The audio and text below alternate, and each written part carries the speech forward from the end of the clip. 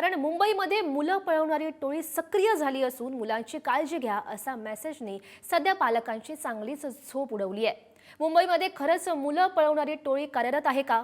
गेल्या वर्षभरात मुलं पळवण्याचे नेमके किती गुन्हे नोंद झाले आहेत? पाहूयात रिपोर्ट। मुंबईत मुलं पळवणारी टोळी कार्यरत, सोशल मीडियावर मेसेज, पालक चिंतेत।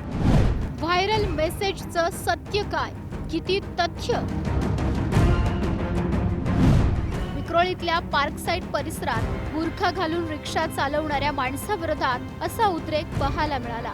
मुलं पळवणारा म्हणून नागरिकांनी त्याला चोप दिला आणि त्यानंतर पोलिसांच्या ताब्यात दिलं। पोलीस तपासात ही व्यक्ती त्याच परिसरातील रहिवासी असल्याचं समोर आलं। थकलेले पैसे मिळवण्यासाठी बुरखा घातल्याचंही समोर आलं। मुंबईत ही भीती निर्माण झाली आहे ती एका व्हायरल मेसेजमुळे। लहान मुलांना पळवून नेणारी टोळी कार्यरत, पालकांनी सावध राहावं। गिरगाव, घाटकोपर, विक्रोळी, जोगेश्वरी भागात टोळी सक्रिय असे मेसेज सध्या सोशल मीडियात फिरतात। प्रत्येक सोसायटीच्या व्हॉट्सअप ग्रुपवर हा मेसेज फॉरवर्ड होतोय, त्यामुळे पालकांचं टेन्शन वाढलं। दरम्यान याबाबत पोलिसांकडे विचारणा केली असता त्यांनी अशी टोळी कार्यरत नसल्याचं स्पष्ट केलं। पालकांनी मेसेजेसची खात्री करून घेण्याचं आवाहनही केलंय। सोशल मीडियावरती काहीही प्रसारित होत असतात संदेश, ते संदेश ताबडतोब त्या अशा संदेशावर विश्वास नागरिकांनी ठेवू नये। स्वतः त्या संदेशाची पडताळणी योग्य पद्धतीने करून घेणं आवश्यक असतं आणि बालकांबाबतचा जो संदेश सोशल मीडियावरती व्हायरल होत आहे त्याच्यामध्ये आम्हाला तरी काही तथ्य आढळलेलं नाही।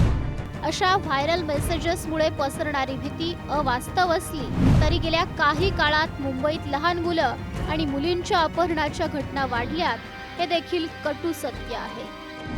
मुंबईतून गेल्या 3 महिन्यात तब्बल 83 मुलं बेपत्ता झाली। बेपत्ता असलेल्या मुलांमध्ये 60 मुली आणि 22 मुलांचा समावेश आहे। गेल्या काही महिन्यात मुलांच्या बेपत्ता होण्याच्या प्रमाणात वाढ झाली आहे।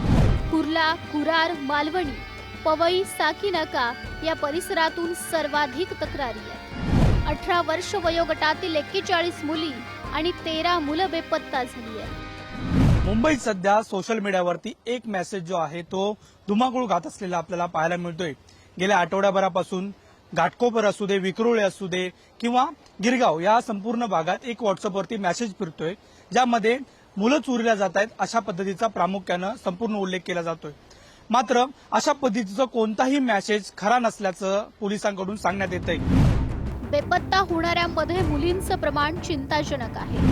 यातील अनेक तक्रारी मुलं सापडल्यानंतर मागे घेतल्या जात नसल्याचंही पोलीस सांगतात, तर दुसरीकडे कुटुंबात संवाद नसल्यानं असे प्रकार घडत असल्याचंही सांगण्यात येत आहे। आमच्या कस्तुरबा मार्ग पोलीस स्टेशनमध्ये 1 जानेवारी 25 पासून आज पावेतो एकूण 16 गुन्हे दाखल झाले। अशा पद्धतीचे वय वर्ष 18 पेक्षा आतील मुलं ज्यांच्या बाबतीत गुन्हे दाखल झालेत ते एकतर आई वडिलांच्यावरती रुसून तरी घर सोडून गेले आहेत किंवा प्रेम प्रकरणातून घरातून निघून गेलेले आहेत असं निदर्शनास आलं आणि ही सर्वच्या सर्व मुलं मिळून आलेली आहेत। मानव तस्करीच्या प्रकरणामधून हे जे काही तस्कर लोक आहेत एक मुलांना आमिष दाखवतात, प्रलोभन दाखवतात आणि त्या माध्यमातून त्यांचं अपहरण केलं जातं। परंतु पालकांनी मुलांशी व्यवस्थित बोललं पाहिजे, सुसंवाद ठेवला पाहिजे आणि जे काही सद्यस्थिती चाललेली आहे जसं अतिवापर, मोबाईलचा अतिवापरामुळे सुद्धा इंटरनेटच्या माध्यमातून सुद्धा मुलं फसली जाऊ शकतात। एकीकडे मुलं आणि मुली बेपत्ता होण्याच्या प्रमाणात वाढ झालेली असतानाच मुलं पळवून नेणाऱ्या टोळीच्या मेसेजमुळे पालकांमध्ये अधिक घबराट पसरली आहे। त्यामुळे पालकांनी घाबरून जाऊ नये, मात्र सतर्क राहावं असं आवाहन आता करण्यात येत आहे। मल्लिकार्जुन सह नंदकिशोर गावडे, पुढारी न्यूज, मुंबई।